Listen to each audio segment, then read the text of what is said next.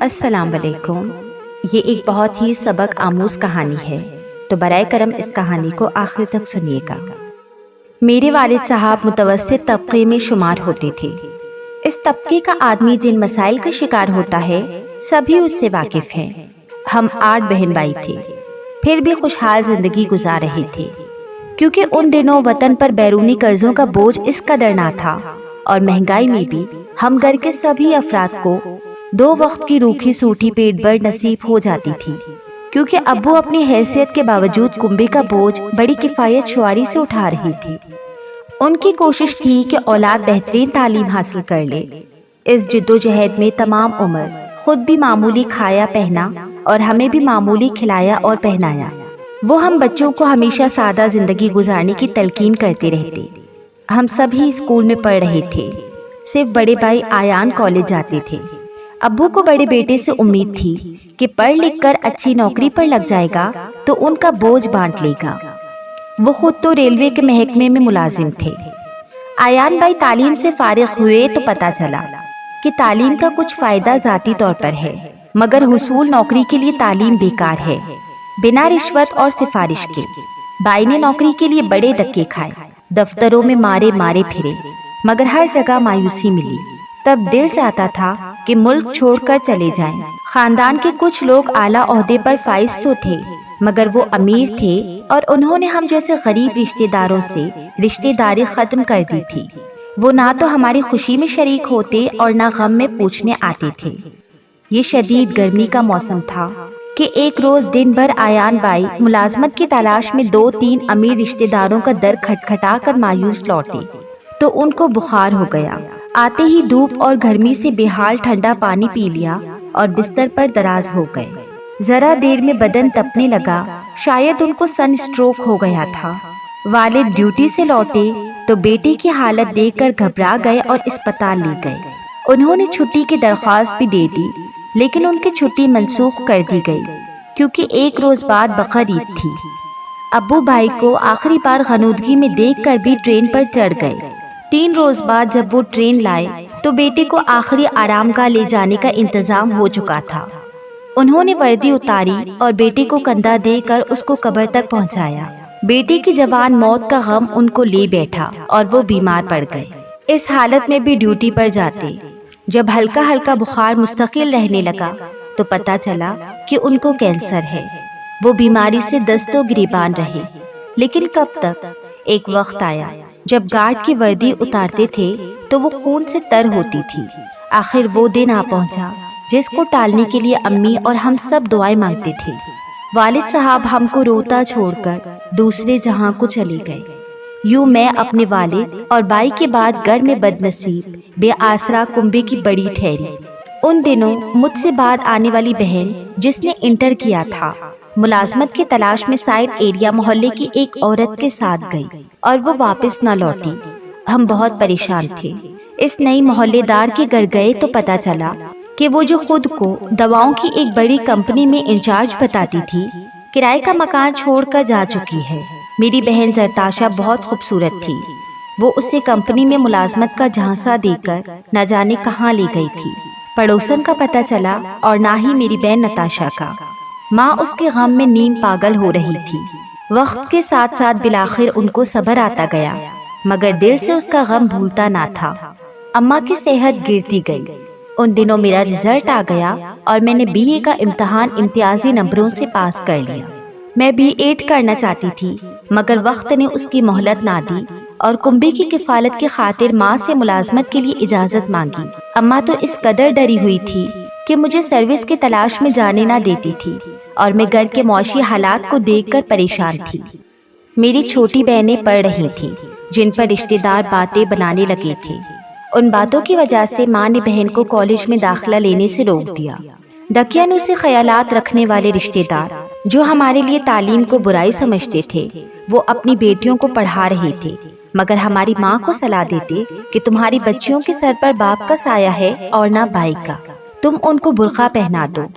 جبکہ ابھی میری بہنوں کی عمریں 13-14 سال تھی۔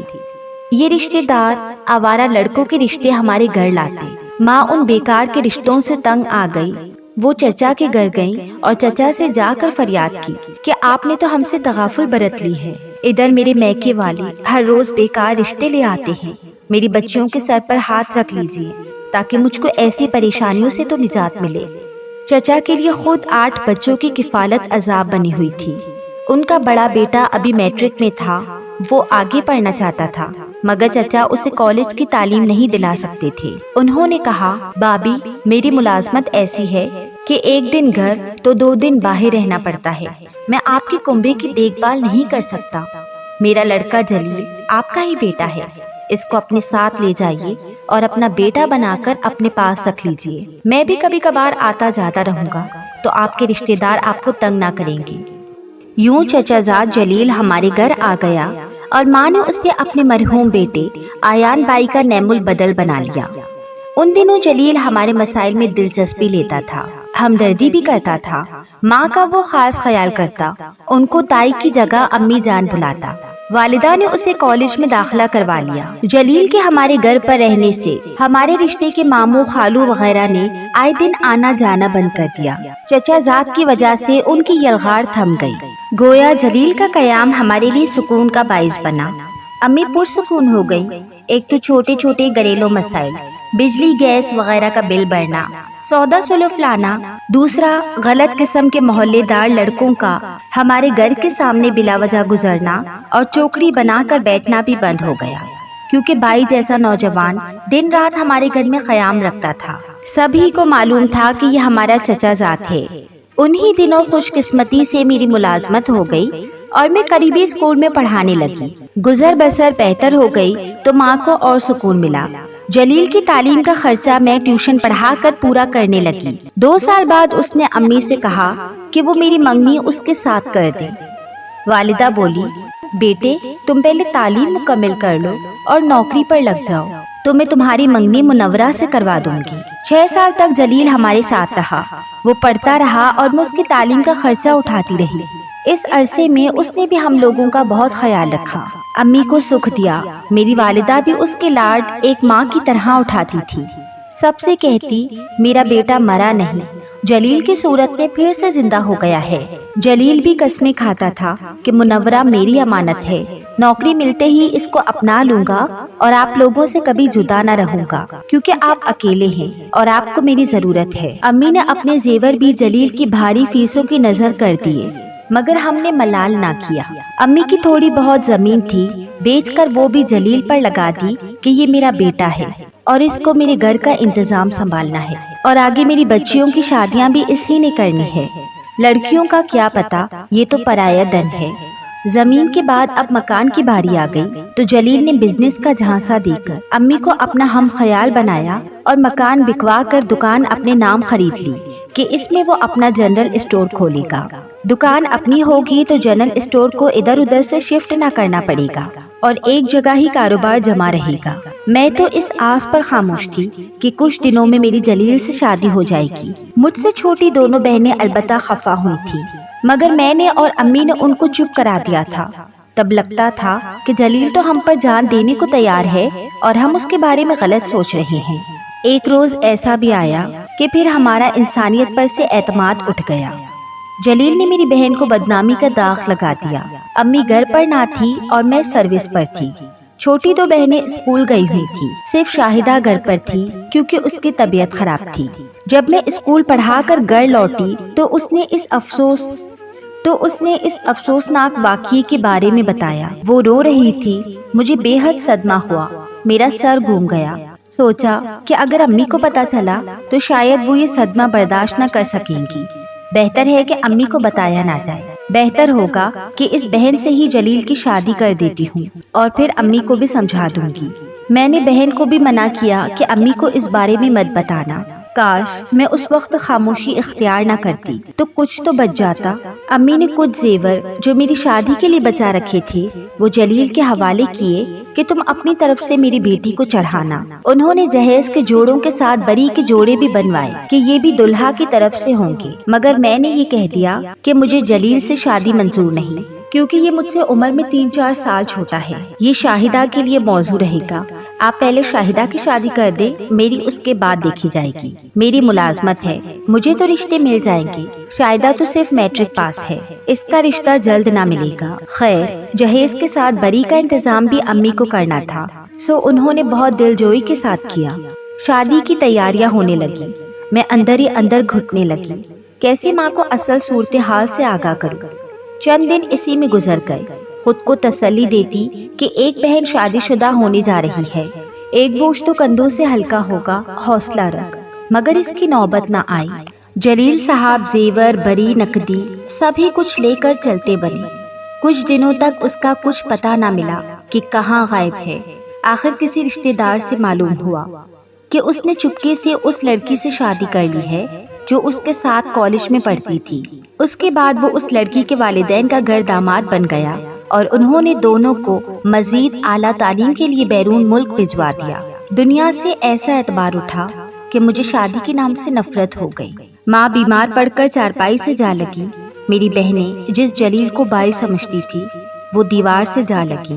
اب میں روتی کہ جلیل بائی نہ تھا، وہ تو آستین کا سانپ تھا۔ کاش اپنا بھائی زندہ ہوتا تو آج ہمیں اس سانپ کا سہارا نہ لینا پڑتا۔ ماں نے جس کو بیٹا سمجھا وہ تو ایسا ناگ نکلا جو ہمارے ہی گھر میں ہمارے خون پر پلتا رہا، ہماری خوشیوں اور عزت و ناموس کو ڈس کر ہمیں کنگال کر گیا۔ اس نے مجھے سیڑھی بنایا اور بلندی پر چلا گیا۔ برطانیہ سے فارغ التحصیل ہوا اور وہاں ہی آج بھی اپنی بیوی اور بچوں کے ساتھ خوش و خرم زندگی گزار رہا ہے۔ وہ وہاں اپنے مکان میں رہتا ہے اور ہم یہاں کرائے کے مکان میں۔ ماں ٹھنڈی آہیں بھر کر اس کو یاد کرتی ہے کہ بیٹا کہا تھا، تب ہی بدوا نہیں دے سکتی، مگر میں جانتی ہوں کہ یہ ٹھنڈی آہیں بھی ماں کی گنگی بدوائیں ہی ہیں جو کبھی نہ کبھی جلیل کو ضرور لگیں گی۔ میری عمر اب 40 برس سے اوپر ہے۔